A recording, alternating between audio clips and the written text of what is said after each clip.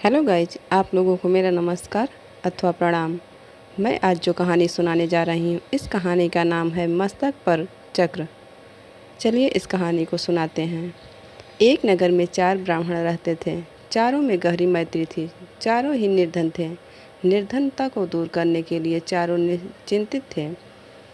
उन्होंने अनुभव कर लिया था कि अपने बंधु बांधवों में धनहीन जीवन व्यतीत करने की अपेक्षा शेर हाथियों से भरे कटीले जंगल में रहना अच्छा है। निर्धन व्यक्ति को सब अनादर की दृष्टि से देखते थे। बंधु बांधव भी उस पर किनारा कर लेते हैं। अपने ही पुत्र पौत्र भी उससे मुख मोड़ लेते हैं। पत्नी भी उससे विरक्त हो जाती है। मनुष्य लोक में धन के बिना न यश संभव है न सुख। धन हो तो कायर भी वीर हो जाता है और कुरूप भी स्वरूप हो कहलाता है और मूर्ख भी पंडित बन जाता है। यह सोचकर उन्होंने धन कमाने के लिए किसी दूसरे देश को जाने का निश्चय किया। अपने बंधु बांधवों को छोड़ा, अपनी जन्मभूमि से विदा ली और विदेश यात्रा के लिए चल पड़े। चलते चलते शिप्रा नदी के तट पर पहुँचे। वहाँ नदी के शीतल जल में स्नान करने के बाद महाकाल को प्रणाम किया। थोड़ी दूर आगे जाने पर उन्हें एक जटाजूटधारी योगी दिखाई दिए। इन योगीराज का नाम भैरवानंद था। योगीराज इन चारों नौजवान ब्राह्मण पुत्रों को अपने आश्रम में ले गए और उनसे प्रवास का प्रयोजन पूछा। चारों ने कहा, हम अर्थ सिद्धि के लिए यात्री बने हैं। धनपार्जन ही हमारा लक्ष्य है। अब या तो धन कमाकर ही लौटेंगे या मृत्यु का स्वागत करेंगे। इस धनहीन जीवन से मृत्यु अच्छी है। योगीराज ने उनके निश्चय की परीक्षा के लिए जब यह कहा कि धनवान बनना है तो दैव के अधीन है, तब उन्होंने उत्तर दिया, यह सच है कि भाग्य ही पुरुष को धनी बनाता है, किंतु साहसिक पुरुष भी अवसर का लाभ उठाकर अपने भाग्य को बदल लेते हैं। पुरुष का पौरुष कभी कभी दैव से भी अधिक बलवान हो जाता है। इसलिए आप हमें भाग्य का नाम लेकर निरुत्साहित न करें। हमने अब धनोपार्जन का प्रण पूरा करके ही लौटने का निश्चय किया है।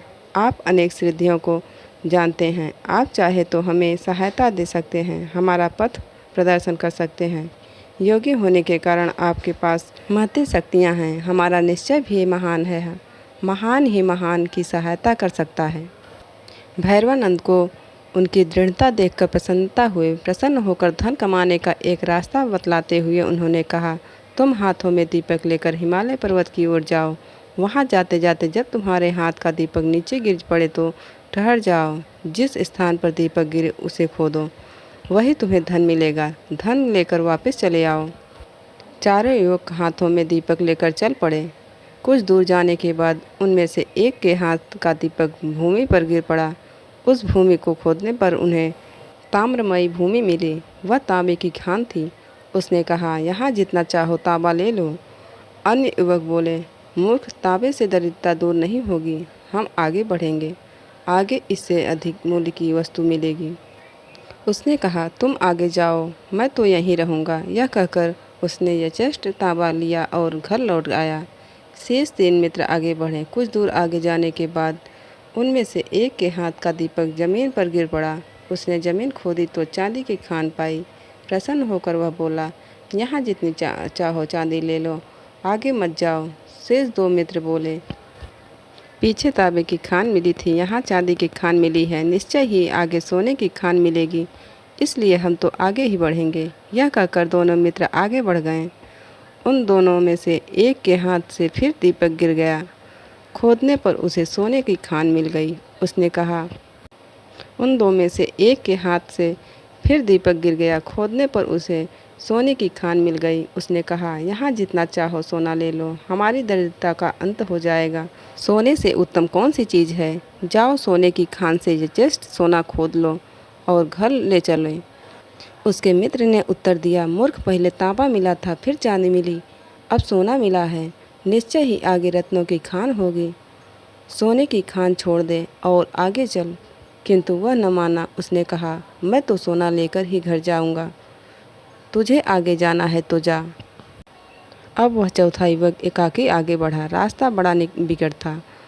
कांटों से उसका पैर छलनी हो गया। बर्फीले रास्तों पर चलते चलते शरीर जीर्ण शीर्ण हो गया, किंतु वह आगे ही बढ़ता गया। बहुत दूर जाने के बाद उसे एक मनुष्य मिला जिसका सारा शरीर खून से लथपथ था और जिसके मस्तक पर चक्र घूम रहा था। उसके पास जाकर चौथा युवक बोला, तुम कौन हो? तुम्हारे मस्तक पर चक्र क्यों घूम रहा है? यहाँ कहीं जलाशय है तो बतलाओ, मुझे प्यास लगी है। यह कहते ही उसके मस्तक का चक्र उतरकर ब्राह्मण युवक के मस्तक पर लग गया। युवक के आश्चर्य की सीमा न रही। उसने कष्ट से कराहते हुए पूछा, यह क्या हुआ? यह चक्र तुम्हारे मस्तक से छूटकर मेरे मस्तक पर क्यों लग गया? अजनबी मन ने उसने उत्तर दिया, मेरे मस्तक पर भी यह इसी तरह अचानक लग गया था। अब यह तुम्हारे मस्तक से तभी उतरेगा जब कोई धन के लोभ में घूमता हुआ यहाँ तक पहुँचेगा और तुमसे बात करेगा। युवक ने पूछा, यह कब होगा? अजनबी व्यक्ति बोला, अब कौन राजा राज्य कर रहा है? युवक बोला, बीड़ा वास्तराज।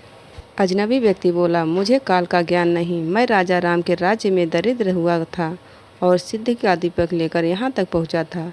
मैंने भी एक और मनुष्य से यही प्रश्न किए थे जो तुमने मुझसे किया। युवक बोला, किंतु इतने समय में तुम्हें भोजन व जल कैसे मिलता रहा? अजनबी बोला, यह चक्र धन के अतिलोभी पुरुषों के लिए बना है। इस चक्र के मस्तक पर लगने के बाद मनुष्य को भूख, प्यास, नींद, जरा, मरण आदि नहीं सताते। केवल चक्र घूमने का कष्ट ही सताता रहता है। वह व्यक्ति अनंत काल तक कष्ट भोगता है। यह कहकर वह चला गया और वह अतिलोभी ब्राह्मण युवक कष्ट भोगने के लिए वहीं रह गया।